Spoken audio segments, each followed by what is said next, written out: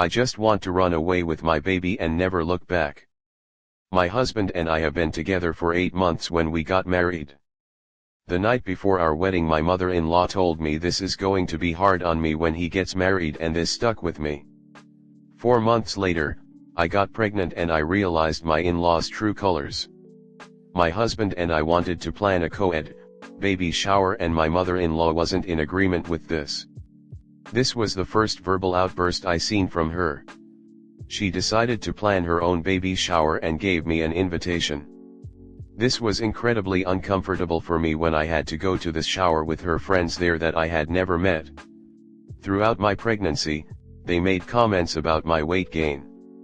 After all this happened, I decided that I didn't want any of my in-laws to come to the hospital when the baby was born. I really just wanted my space and time to spend soaking in my newborn. I told my husband that I really didn't want many visitors over after the baby was born. I think I struggled with postpartum depression and anxiety. I had asked everyone to make sure that they wash their hands and didn't kiss the baby. I didn't think that this was too much to ask for, but my in-laws were very offended by this boundary. 2 months after the baby was born, I found out that I had a mass that was the size of a baseball in my chest cavity. This was very stressful for me and for my husband since we weren't sure whether it was cancer or not because the biopsy was inconclusive. I ended up having an invasive surgery and the mass was removed completely, which then came back benign. Whenever I was in the hospital I asked my husband to tell his parents not to come and make the 3-hour drive.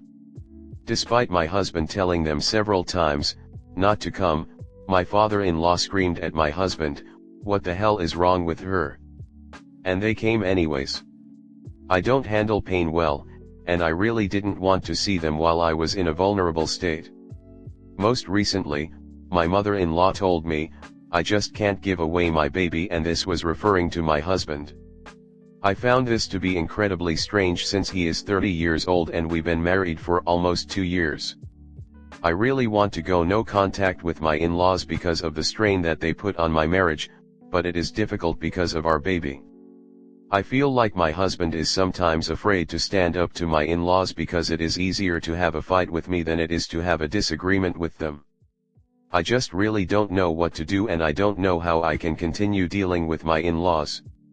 To make matters worse, they live less than 5 minutes away. Comment. I'm so sorry you're going through this, but a choice needs to be made.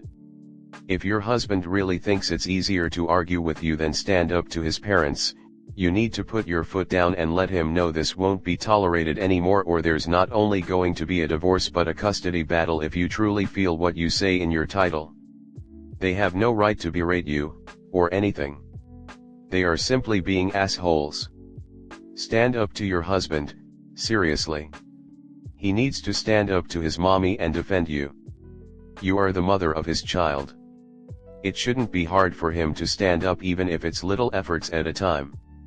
They need to set boundaries with his parents just like they will work with their child. It certainly won't be fun the first time. Both will likely make it painful through tears and guilt, but it's important to demonstrate that your resolve is stronger than theirs so they don't continually run roughshod over you in the future. If he's more afraid to upset his mom and you're suffering because of it, nope. Not saying be a terrible person like your mill, but your husband should at this point in your relationship be more afraid of hurting you than his parents. Don't go scorched earth on him, but let him know this isn't going to fly anymore. How can you do this? Oof. That's the hard part. You're going to have a very emotional and frank talk with him about how his actions are making you feel when he chooses to cut his losses with you over his mom's feelings. It needs to be said or else he'll never know how you feel. That is a lot going on and I can understand where you're coming from. First of all, I am so glad the mass was benign and I hope you're doing well. I don't and never will understand grandmothers having baby showers for their friends. Seriously, a baby shower is about the baby, not the grandma, and I can't believe these women who turn the situation into a party for themselves as if they are the ones carrying the baby or will be the primary caregiver for the baby when born. SMH. Your husband needs to get better at setting boundaries and sticking to them.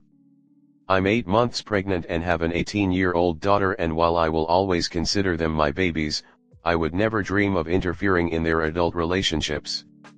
At least not intentionally or as manipulatively as your Mill and Phil appear to be in yours. It is very strange for her to talk that way about your husband. It sounds like she has some serious attachment issues. I just hope you're recovering well from all your medical things. I wouldn't want to see anyone after surgery either, so I don't blame you there. Things will get better one way or another. But I definitely understand wanting to just run away, even though it may create more problems. Next story 2. My Mill booked the room next to our bridal suite the night of our wedding. My fiancé and I are getting married in 3 weeks, and as of yesterday I have simply had it with my Mill. I went to visit our wedding venue in March and had expressed my excitement to Mill about seeing the place, and that the honeymoon suite was in a separate cottage with 2 bridal suites, and that we would potentially book both to get ready in and have more privacy. I was shocked when the venue coordinator told me she had booked the adjoining suite room, after speaking with her on the phone for 40 minutes clearly knowing what room it is. I was annoyed but decided I wouldn't say anything and switched our rooms. I should also mention that she kept asking us to invite more of her friends, even though 43 of the 100 guests invited are her friends and family. In April she threw me a bridal shower, which was very nice, but again it was all of her friends and I knew less than half of the people there. My mother was flying up from SC and it would be the last time I saw her until the wedding. My mom doesn't travel solo often, so I wanted to pick her up and drop her off at the airport to give her peace of mind and could spend some time together before the busy weekend. Had I known the drama that would follow, I would have never agreed to the shower at all. My Mill called up my fiancé crying because I wanted to pick up my mother from the airport. I was speechless. I then agreed to only drop her off, which sent her more into a spiral. She kept saying we were just not going to spend enough time with her, even though I was barely going to see my mom at all and we were staying the entire weekend. We live in NYC and have since made a second trip to see them in Ma, and immediately upon arrival she demands that we make holiday plans with them. During breakfast, my fiancé invited his parents up to NYC to stay with us one more time before the wedding. I was very angry as he had not consulted me about this, and we are also in the middle of packing. They came last week and attended our marriage at the courthouse. That evening we left for Chicago and they stayed in our apartment for one night. So not only have they seen us 2 more times since the shower, she is already planning her stay in our new Chicago apartment for Thanksgiving. When I began to unpack, I was absolutely stunned at what I had saw. I found a picture of my fiancé's deceased grandparents very neatly placed in his underwear drawer. I was speechless. I sent a photo in a group chat to Mill and my fiancé, and she confirmed that she had just put it there after it fell out from her purse. Not only was this just a bizarre move, she had clearly gone through our personal belongings and violated our personal space. I was absolutely irate and told my fiancé that she is not to contact me until after the wedding, and then we can sit down and establish some very clear boundaries. This is a very watered down version of everything that has happened, but I am fed up. She has sent me a text apologizing today, but she has done similar things before and still refuses to respect boundaries. I'm not sure what to do. She has been adding more stress to the wedding, but I don't want to come off as the bad guy, as she often plays the victim and makes situations all about her. Comment: your coordinator deserves some of the blame here. Booking the groom's mother into a honeymoon suite adjacent to the couple is gross first and going to cause trouble second. Regarding holidays, make your plan with DHASAP as to which family gets what. State in a group chat with all, and remember to save one for just you. Example: my family is Thanksgiving, his is Christmas Eve, we stay home Christmas Day. If they do visit you, set clear arrival and departure dates and times via text, and they stay in a hotel. Make it clear you will not spend every minute with them, and make plans with friends to block time for you.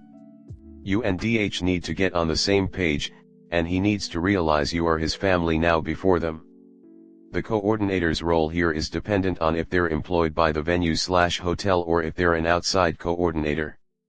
Even if they do work for the hotel, they don't usually have a hand in booking accommodations for guests/relatives. If OP didn't already book the adjacent suite, then the hotel has every right to fill that room if a guest wants it. An internal coordinator might have been able to hold it for them till a certain date, or ensure that Mill isn't placed in that room by the bride's request, but I don't know if that could ever trump a guest specifically requesting that room. Oh dear God. OP, this is a way bigger problem than you might realize.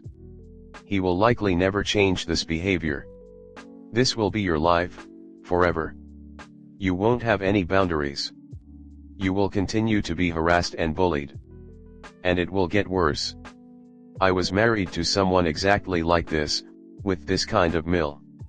I'm currently getting divorced from him, and this was one of the major issues that never changed.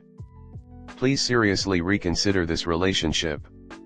The red flags are serious.